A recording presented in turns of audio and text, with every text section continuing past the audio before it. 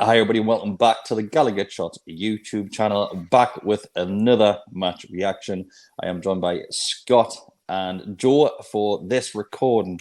Boys, we'll just dive straight into it. So, a little bit of a cup hangover, I want to describe this one as straight away. But to start with, Scott, I'll come to you. Newcastle welcome West Ham. A late kick-off. We're getting a lot of late kick-offs in the next few weeks. Another one next Saturday against Liverpool. Well, we're expecting changes because of, obviously, the red card which Bruno received in the Cup and also the concussion substitution which we used for Isak.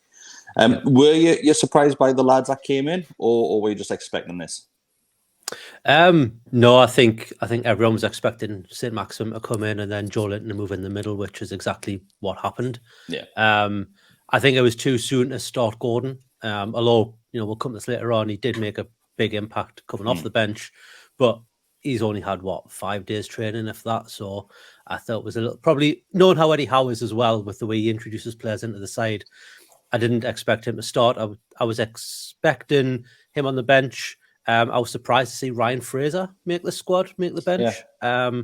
It did hammer home that our bench is pretty poor. Like the players that we had on that bench was shoestring, if you want to put it in that regards. But no, I think we'd expected it to be maybe one change, and I don't think anyone really expected anything different.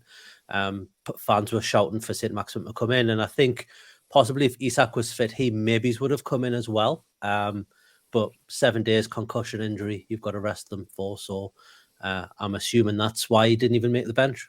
Yeah, I know it's easy to look at this one now, Joe, in hindsight. Okay, but if we look at the game before the ball was kicked, were you hopeful of 3 points? Were you confident that Newcastle could continue this run of form which we have been on? Given the fact that we're third and they were hanging just above the relegation zone, you had to be. There's always the risk of the mentality dropping a little bit after the high that was Tuesday. That was always a little bit on my mind. Will Eddie Howe be able to, bring the lads sort of back down to earth? It's one of the things he talked about in his press conference. It was a little bit of a worry. But having said that, we do seem to have a mentality in the squad that is mature and consistent. So in that respect, I wasn't too worried. In terms of the performance itself, I honestly thought it was very similar to the levels that we've shown all season.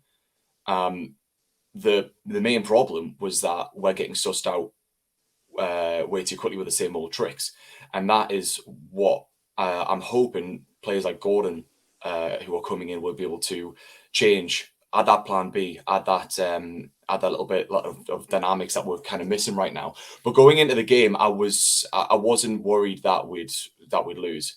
It's one of those where how can you be? The records speak for themselves. So I was fairly confident, but like I said, there's always that worry of a cup hangover, and it seems that it's that kind of ended up being the case. So Scott, we had an absolutely amazing start though. We'll score within, I think it's 50 seconds. We'll score within.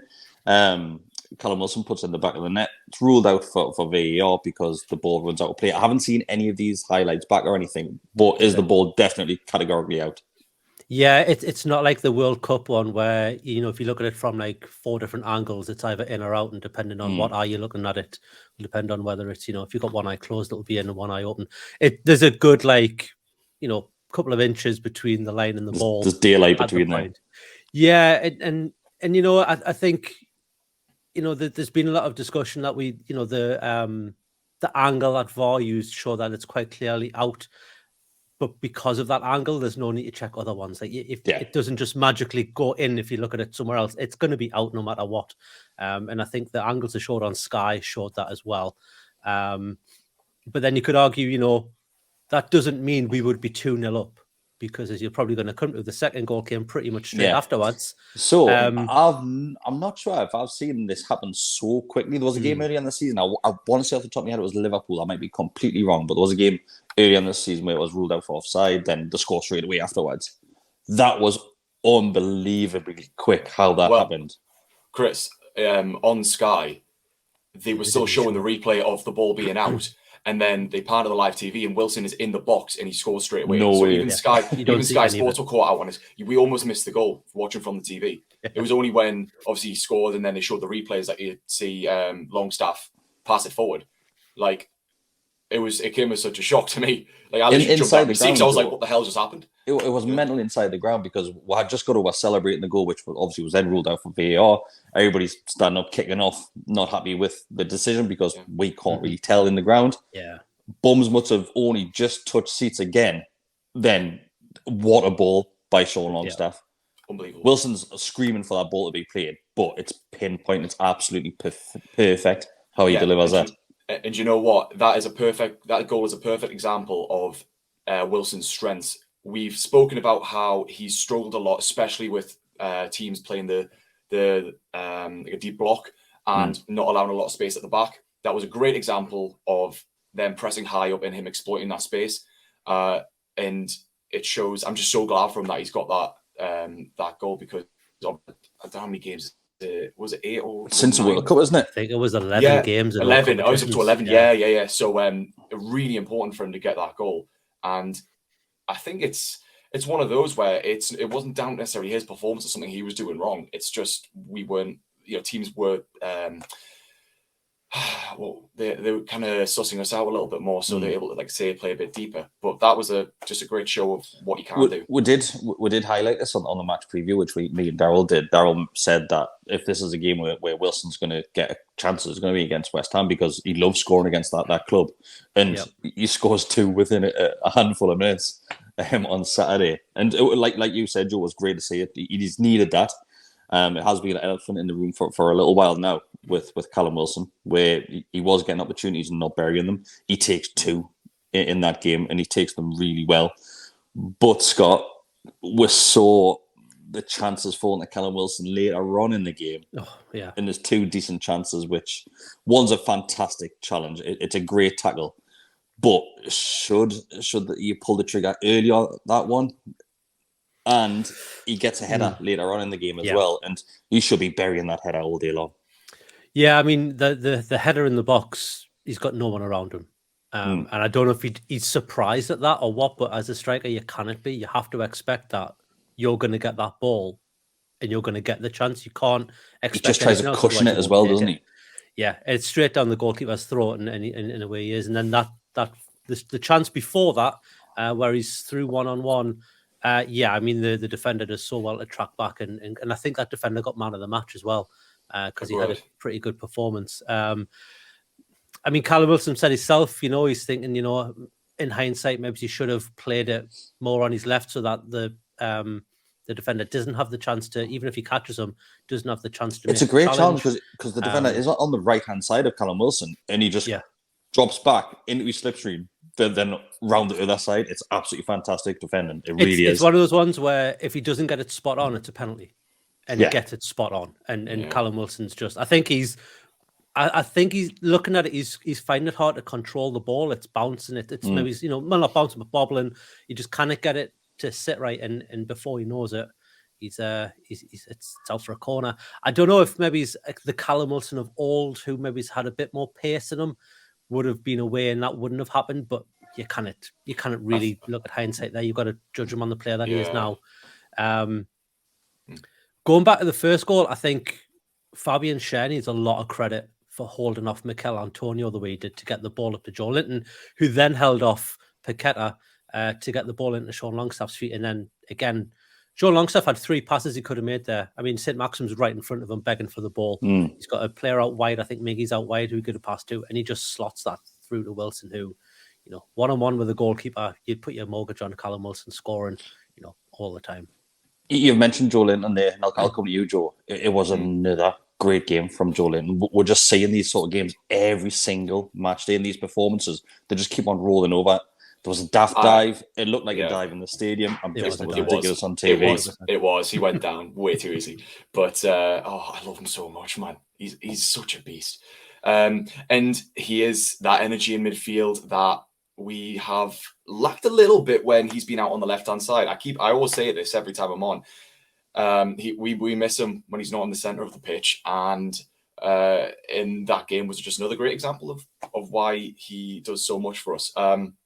We need that energy, and what he does, he does have limitations to some parts of his game. We know this, but playing to his strengths in the middle, we just saw he was an absolute battering ram, winning all the challenges. The amount of kilometers he must have covered yesterday. Not a surprise. I think, the best player, definitely. And he needs players around him, though, that do have that sort of creative spark, which Gordon sort of showed when he came on later on. But what a fantastic performance from him. And it's not a fluke either. These are the performances he puts in, week out. He's never really had a below par game for the kind of standards that he sets for his physicality and his work rate. So absolutely hats off to him. It's solid 7+ performances every single week, and that's a good 7. Not just your average game. He's playing out of his skin. He really is. Yeah, one thing I do want to say though, he is now on 8 yellow cards, and he just needs to make sure that he doesn't get a yellow card in the next 2 games, like each of the next 2 games, because he'll miss the final, because that'll be 10 yellow cards. And is that too much ban? Is it? I think that's right. There's only 3 games to the final, Chris. So he's got two games to avoid 2 yellow cards. Correct me if I'm wrong. Yeah, I know red cards definitely carry over all domestic league competition. Cup, yeah. It'll be the next league game. If it was the FA Cup, I don't think it would. He just needs to cool it for Bournemouth. We can't risk not having him for the final. Do you know what it is? He was on that yellow card yesterday, and he was still going into challenges after that, and he was still getting involved with basically ragging the ball off players when they were holding it. He was getting involved in a couple of scuffles, and I was thinking, Joe, come on, simmer down a bit. Do you think because his yellow card was for a dive, he maybe thinks, well, it wasn't for a bad challenge, so I've got a couple of more inners before I'm going to get another yellow card? Maybe. Do you think that's good for him? One thing I will say about Joe Linton, he had to cool his head a bit yesterday because he got tackled pretty, I think it was midway through the first half, and he was pointing to his leg where there was a little bit of blood on his sock, and there wasn't a challenge given, and he kept going back to the referee. Even in the second half, he's going back to the referee, pointing at his ankle, saying, look, he didn't give this foul. And me and I think it was Ian in the group chat were just going, he's going to get sent off if he's not careful, because it's... I think, do you know what it is? You could see the players getting wound up because it wasn't a great refereeing performance. It wasn't. He was giving everything to West Ham, just daft little challenges, everything. And I think a West Ham player dived in the first half on the left-hand side. They were shooting towards I can't remember, but the dove on the left-hand side. Yeah. And he took a tumble, and the referee gave a free kick to Newcastle and basically wiped him away. And I thought, oh, come on, mate! Like you got to be consistent, But I think the referee struggled to get control of the game a lot. But we're seeing this a lot this season, like nigh on every other game. You're getting poor refereeing the performances, not standout obvious decisions wrong, but just lacking that control and authority on the game. It's really starting to slip the standards in the Premier League at the moment. We're a very physical team, and we're not afraid to put big challenges in, and that's the kind of game that we bring to most teams. And referees need to step up and be consistent. Yeah, I think sticking with you, Joe. I think to touch on their goal, I was in the pub after the game waiting for the traffic to die down, and Jamie Redknapp was shown on Sky the positioning of Valentine St-Maximin, saying there's a big gap here. I found that really harsh to put the blame on St-Maximin for conceding that goal, because Joe Linton misses the header, Dan Burn ducks out the way of it, and Trippier's more concerned about wrestling Paqueta before the ball's even being kicked. So it's just a really poor goal to concede. It really is. It's very poor considering the height that we've got in the team, and like you say, it manages to completely bypass the entire middle part of the goal, and the amount of heads that should have, like you say, gotten in the way. It's a difficult one to really lay the blame on anyone's lap, because it's a set piece. Set pieces are sometimes goalmouth scrambles. They're sometimes ricochets. It's unlucky, and it's one of those where it's going to take a goal like that to breach our defence. Yeah. It wasn't a lapse of concentration necessarily. It wasn't a massive mistake from the defenders. it was just one of those where it was a good delivery and yeah, because someone probably should have gotten ahead on that, but you know, it happened so quickly. These things can happen, and it just happened to fall to him with only Trippier at that post. Yeah, it's funny you say that. Unfortunate. It's funny you say that. That's the only type of goal that would go against us, because the Tottenham goal that Harry Kane scored, Sky showed that, and it's exactly the same. Harry Kane's wrestling with Kieran Trippier. Trippier's more interested in the player than the ball. Falls to Harry Kane, and he smashes it past Trippier and the keeper. Yeah, so it's maybe that's a weakness in our defensive set piece that Eddie Howe needs to maybe take a look at. And then again, it's only do you two, know what? right? That's what I mean. We're saying weakness, and we don't concede very It's often. not a weakness, man. Exactly. Goals happen. It's football. Like you can't stop every single team throughout the season like not scoring a goal. It's just not going to happen. We're doing our best. We're doing our very best to make sure that doesn't happen. But you gotta just say fair enough. Okay, it was a relatively lucky landing that you happen to go to Paqueta, and it is what it is. I think what we need to sort of more concentrate on is our lack of response or lack of maybe plan B when they decided that they were happy with a point. Yeah, I think. Do you know what it is? I think, and I might sound like I'm being critical here, but I'm not sure if it highlighted this watching it on your TV screens on Sky. Our play from the back, and I'm looking at the likes of Dan Burn, Fabian Shaw, and Sven Botman. Their passing was atrocious at times. It was relatively poor. Just giving the ball away in stupid places, like heading the ball back into the centre of the field with absolute no man's land. Just West Ham players just there to pick it up and run down the throat of our goal. It happened time and time again, and we just couldn't get control of it. And normally, this is when you'll see Bruno just step in that middle and just dictate everything. Just go, right, I'll sort it from here. And I think Bruno done an interview, might be last week, saying if players don't want the ball, if they're not confident with having the ball, give it to me and I'll do your job. And that's what we missed on Saturday. Yeah, especially when they're going to play like Declan Rice, who was Declan, outstanding, by the way. Man of the match for me. You kind of play it down the middle when he's there, because he's that caliber of player who can just find any other player. He's their Bruno, basically. When everybody I spoke to after the game, everybody I spoke to mentioned how good Declan Rice was. And I thought in the first half he might have actually gone off injured because he kept on holding his lower back constantly. And I thought, he might be going off. Yeah, wasn't the case. Well, at the start of the game, Joe Linton had him in his back pocket, and I made a comment out saying Joe Linton's got Declan. He's had his life here, and it was like the first 20 minutes, and he was getting nothing. But I think we rotated a little bit when midfield, and then Longstaff dropped a bit deep, and then Joe. It kind of was when that happened. Declan Rice was like, okay, I've got a bit of chance to move around a bit here, and then we obviously switched back, and it seems to be the way we're playing, where there's not like a set role in the midfield where it's definitely Joe Linton or it's definitely John Longstaff. They're swapping and changing, similar to what we do up front, where on that right hand side where you'd see Willock and Joe Linton maybe switch, one be in the middle, one be outright.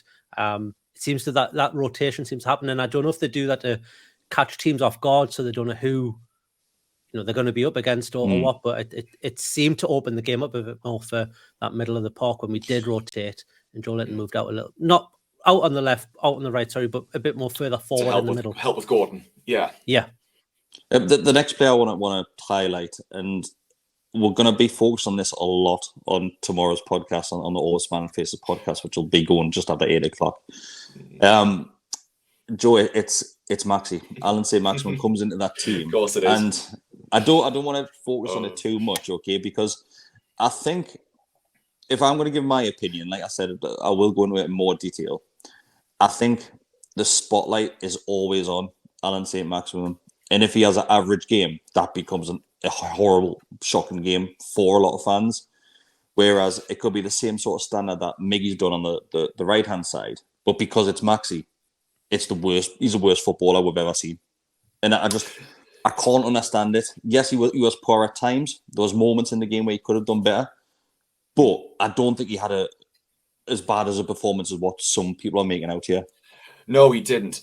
There's a couple of points I want to make on this. The first one is that I think there's a lot of people who still have that mentality that Saint-Maximin is the get out of jail card, that he's the one that's going to create that spark to basically create something from nothing, as we were used to seeing in the Brucey era. He's no longer that style of player that we need. Another point, though, is that Kris, you mentioned about Miggy on the right-hand side. St. Maximin doesn't have that overlapping fullback that Miggy has in Trippier. The few times that Dan Burn does get over, you see he's, as soon as he gets off the ball, he's very reluctant to continue going up the byline and to overlap for obvious reasons. So Maxi doesn't always have that support network that we see on the other side, and that's a problem, because what I personally see is that when Maxi gets the ball, he's isolated a lot of the time, and he's left to try and create space where there's two defenders in front of him. And there are still times where you look at him and just think you need to pass that earlier. Yeah. But personally, I feel that he is really adapting his game to bring players in more, especially with passing. But yeah, it's a problem where I feel people are a little bit too quick to jump the gun with Maxi. He's just come back from injury, and that is his first start in the team in however long, and we just need to give it time. Yeah, he didn't have a great game, but like you say, there were players who were far worse, and I think we just need to understand he's still really adapting his role to this team, and we just need to maybe support him a little bit more, both on the pitch in terms of players around him and also the fans as well. And I just want to mention, Scott, that this isn't us jumping in basically to defend Saint, because he'll know it wasn't a great game. He'll know that himself. But I think we need to just relax a little bit as a fan base, because some of the things I was seeing on social media last night after that game, after the full-time whistle, fans saying that we should be looking at selling him straight away in the summer. There's no future for him at the football club. Saying that the team are carrying St. Maximin. I think we need to remember that player carried us for 2 seasons. I think you'll see, remember that yesterday St. Maximin was the only Newcastle player to get 3 tackles out of 3. He was our top tackler yesterday. Those stats go unnoticed because he's an attacking player. Yes, he wasn't tracking back all the time, but when he was doing the effort. I think that the problem with Maxi was, and this isn't Maxi's problem, this is our problem as fans. We see him start and go, okay, this is your chance, this is your opportunity. You've now got to prove it to us. He doesn't have to prove it to anybody. All he has to prove it to is Eddie Howe, and Eddie Howe knows what he can do, and he's doing it to an extent. Maybe he didn't get an assist, he didn't do what he was doing, but he wouldn't be in the squad at all if Eddie Howe didn't think he was worth of it. Like, you don't just start St. Maximin because he's St. Maximin. You earn that right, and he's earned that right. Yes, it's a injury that's made him maybe get the start and not being on the bench, but he's still in the squad. He's still in that, whatever it is, 20-man squad or 25-man squad. I think yesterday there were a lot of other players that played for us who were worse than Maxi. You mentioned Miggy Almiron. I thought that was one of his worst performances that was seen. Yeah, he got the assist for the disallowed goal right at the beginning, but that's all he really did yesterday. He was getting in, but the problem with Maxi for Miggy, for me yesterday, was if Trippier wasn't there, he looked like he had no idea. He looked like he had nothing. He didn't know what to do, and I think West Ham sussed that pretty quickly. And what you noticed was when Murphy came on, Trippier wasn't getting forward as much, and it was all going down the right. And that's when Burn was overlapping with Maxi. Oh, sorry, not with Maxi, with Gordon, because Gordon was on by then. But Gordon was cutting in more and doing what he was doing, and I'm sure we'll come to Anthony Gordon next. But for Miggy, we'll bring him straight up, yeah. Bring him straight up. Just so Gordon comes on. I think he gets 20 minutes. I think it was around the 70th minute thereabouts. He comes on the field. What an impact he had, Scott. Yeah, he did. He had a really good impact. He obviously he looked lively. He looked hungry as well, which is always good. And I also think, to criticize him a little bit, maybe it's just because he doesn't know our style of play yet. He could have possibly crossed the ball a bit sooner and maybe put the ball in the box a bit more, but I don't know if that's the type of player he is. I've only really ever seen him when he's played against us. And let's be fair, he hasn't had the best of performances against us in the past. So we'll see how that develops. But I mean, the pass to Callum Wilson for that chance we've already spoke about was unreal. There was another one as well where he cuts in and he finds Sean Longstaff in the middle of the park. And you could hear, even through the TV, the crowd was like, all right, okay, we'll have this, thanks. He reminds me a little bit of Craig Bellamy. He's got that pace and he's got that kind of, I don't know, just seems a hunger to get the ball forward, which is nice. And I think could only get better as Eddie Howe, molds him into the player that he wants. And, he learns the style of the other players and how they will be around. What I did like from Gordon when he came on, Joe, is that it was very one-touch football. The ball was coming to him. He's right, play that, I'm away. Like, was fast. Yeah, he was playing and triangles. Yeah, and that's the thing. We've spoken a lot about how when teams are defending deep, that we can't seem to sort of unlock that little bit of space. And what Gordon was doing really well, like as both said, he'll do a pass. His passing was absolutely phenomenal. He'll do a pass and then he'll attack that little bit of space that's just behind the defenders or between the midfield and in the defense. And that's something that we've lacked a little bit. I know that there's a lot of pace and a lot of directness on the side. Like Willock, for instance, he can really drive towards players, but then at the same time, I don't know, Gordon add some kind of dynamics that we seem to miss, and it's just it's an absolutely brilliant option. Like Scott said, he can only get better. We've seen this happen quite a few times with players making their debuts. They obviously they want to impress, they want to stand out and make their mark. I just hope that he continues with that kind of energy that he's shown in the game, and I think you will. It's a great option to have off the bench right now. If Wilson took that chance and put it away, he would have been. Yeah. And high off the adrenaline. Before, you can't really blame Wilson for it. We've spoken about before, so we won't labour the point. No, I'm just talking about for Gordon's the vision. And like we said earlier, he's only trained for 5 days, and that's the kind of link up play we're already seeing. Absolutely brilliant. Yeah, I thought he was really good when he came on. He did have such an impact where the game started to change back in our favour when he did come on the field, and he looked very proactive, very positive thinking. But when it comes to, like Scott said, getting the ball up the field, so I'm really looking forward to seeing what Anthony Gordon can do at this football club. Scott, Bournemouth next week. Do you put Gordon straight in that team, or do you stick with Maxi, since that a lot of fans are saying, right, the next 3 games, Maxi's chance to show what he can do, give him those minutes which he's been eager for? What would you go for? No, Maxi. Maxi needs to run a games. He needs to get back to sharpness. There's no point in starting him one game and then put him on the bench next game, and then maybe he's giving him 5 minutes in a game. That's not going to get Maxi back to the Maxi that we all know we've got. He needs a run of games. He needs to get his match form up. Maybe the next game is his last chance to, try and improve, because we've got Liverpool the week after, and that's going to be a tough game for all of us. Although saying that, Wolves did a number on them yesterday, so maybe it won't be as hard as we're all thinking. But for me, I would go into that game next week with a Bournemouth who are second from bottom in the league, and we'll do a preview on this obviously throughout the week. But they're second bottom in the league. They're not playing that great.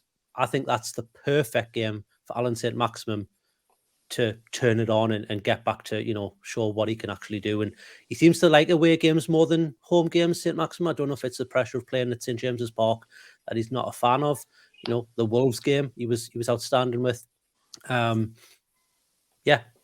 don't change a thing. We need a player like him to unlock that Bournemouth defence. When they came to us, we really struggled. And I don't think he was, I think he was injured at the time, wasn't he? When we played. Yeah, he was out. I would be tempted to drop Miggy and put Gordon on the right, on the left, sorry, and have Maxi and Gordon. Depends how it goes, because he can play across that whole front line.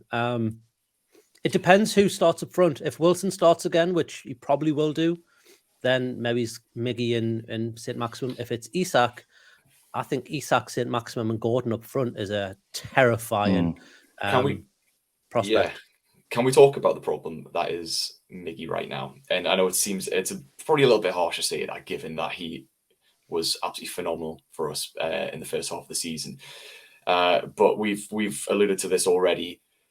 It seems like teams are really working him out, and it's a bit of a sort of a worrying time. I think he doesn't seem to be able to have much luck recently. I think personally, the confidence has started to drop again when it comes to taking chances and shots, because there's a couple of times against West Ham where he's cut across and come in the inside and on the edge of the box, and when he was in that such fantastic form, he would just hit that, and he's not even taking that chance anymore. Problem is, he's not using his right foot at all, and he's getting in a lot of I know he's getting in really good positions to get crosses in, but he just seems so reluctant to use the right foot. He has to then cut inside, and then the defenders are able to get that time to block off any pathways or any. That's been Miggy for the 4 years we've had. I know. Never used that I know. right foot. It's a little bit. I think it's a little bit worrying. I think we just have to remember that there has been a handful of players this season where they've gone through these sort of spells. Like Callum Wilson's just gone through one. Maybe this is Miggy's chance to go, even though he went through one for 2 years beforehand. Yeah, I'm not suggesting drop him at all. I'm just a little bit concerned that we're seeing the same patterns each game now, where defenders are watching them out pretty early. I think we're going to have to put that West Ham game just to one side when we're looking at the likes of Miggy, because Bruno brings the best out in Miggy. So maybe that's where it was lacking as well, because that partnership between Trippier, Bruno, and Miggy on the right-hand side is great trio that they've got working on there. So maybe taking one of those out of the equation, it just doesn't click as easy as what it should, or has been, I should say. Bruno is what gets us ticking by. He's the talisman. He's the creator in that team. And he's the one that's confidence at every single moment in that game. And I think, just to wrap it up, I think it just shone through straight away that it was clear as day that we missed Bruno. And without him in the team, we struggled slightly at times. There was long periods in that game where it was all West Ham, and we're not used to it.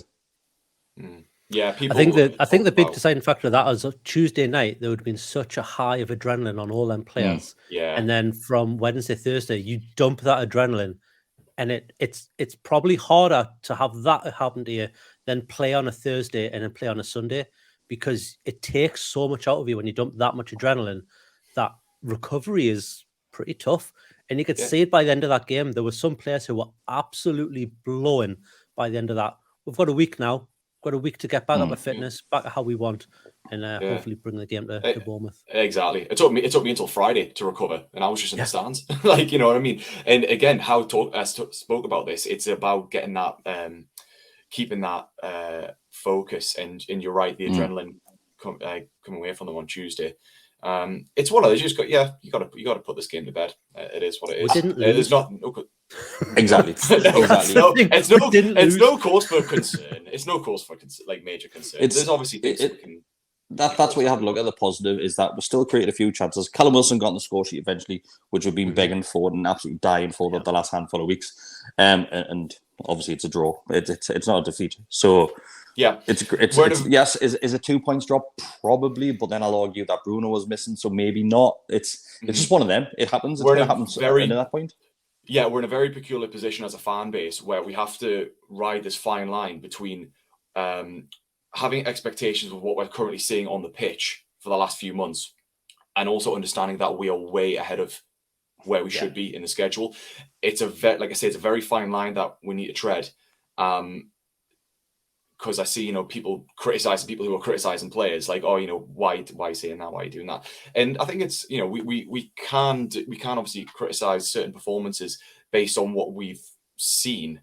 I just think, there's that sort of balance that we need to have about our expectations for where we should be based on where we are as well. So it's a bit of a weird time at the minute, but we're fine.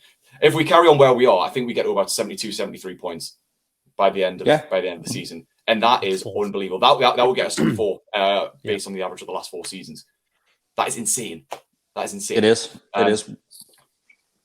Well ahead of schedule, like I said. Well ahead of schedule. We'll just need to take that one on the chin. It was, probably 2 points drop, but like we mentioned there, it's still a game where we haven't been beat at St James's Park, and that's and we didn't deserve to be beat as well. That's the thing. It's not even like it was back to the walls. We were the better team for the majority of the game. We're still doing these performances, and it'll click. Like we say, we've got Gordon coming at the side. Bruno's obviously out at the minute. It's one of those. If this is all lull, then I'll take it. Yeah, no, I'm fully agree with you. Thanks everybody that has joined for this one, and thanks everybody who is watching back and listening to the audio there.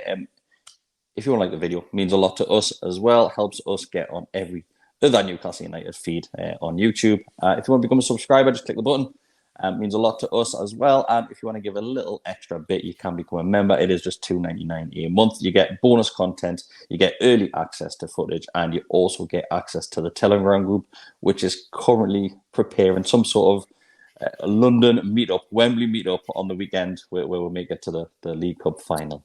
So thanks, everybody. Thanks, boys, for joining us, and we'll see you next time.